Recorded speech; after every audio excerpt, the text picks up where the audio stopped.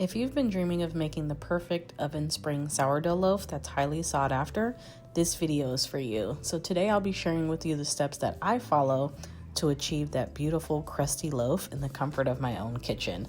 I have not bought a loaf of bread from the store in about a month, you guys, and I can't tell you how gratifying that feels.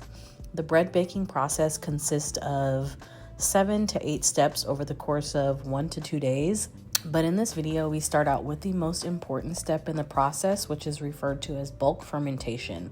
If you've ever wanted to master the art of bread baking, this is the stage where the magic happens. Once you incorporate the starter in with the flour and the water, fermentation has officially begun.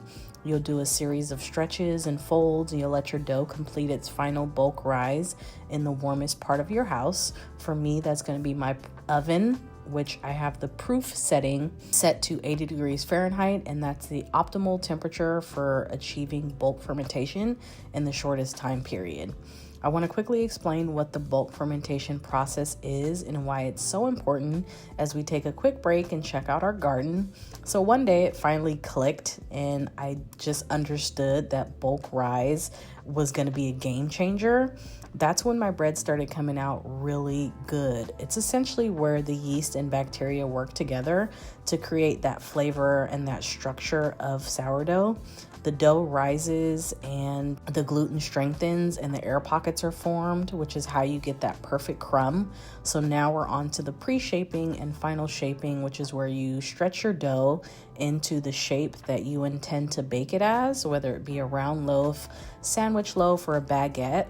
We are building a little bit of tension on the dough by performing a series of push and pulls, but in a strategic way as to not pop the bubbles that have been formed in the past few hours.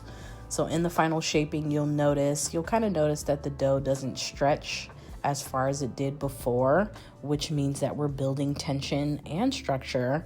And to achieve that bowl shape that I'm going for, you want to stretch it out, fold it over like a burrito, and then roll it up like a jelly roll.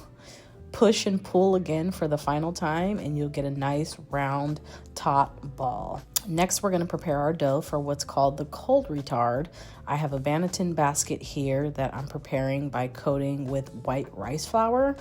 This kind of gives it a nice crunchy texture on the exterior of the bread after it's baked, and it just gives this lovely, delicious crunch.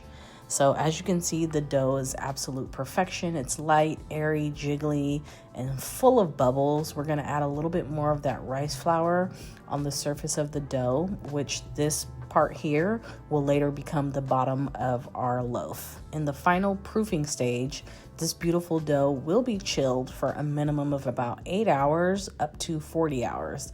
The longer it chills, the more of that signature sourdough flavor and tang has time to develop.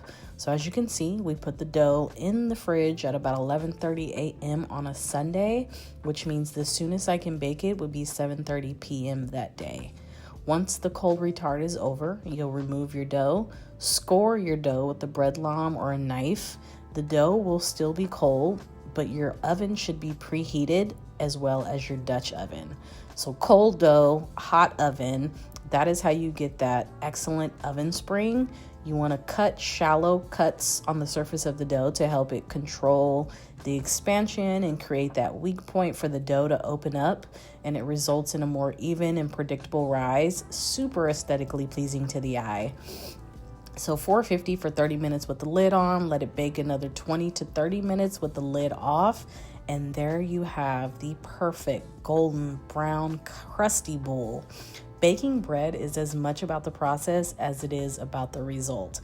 With a lot of patience, you can turn flour, water, and salt into something extraordinary.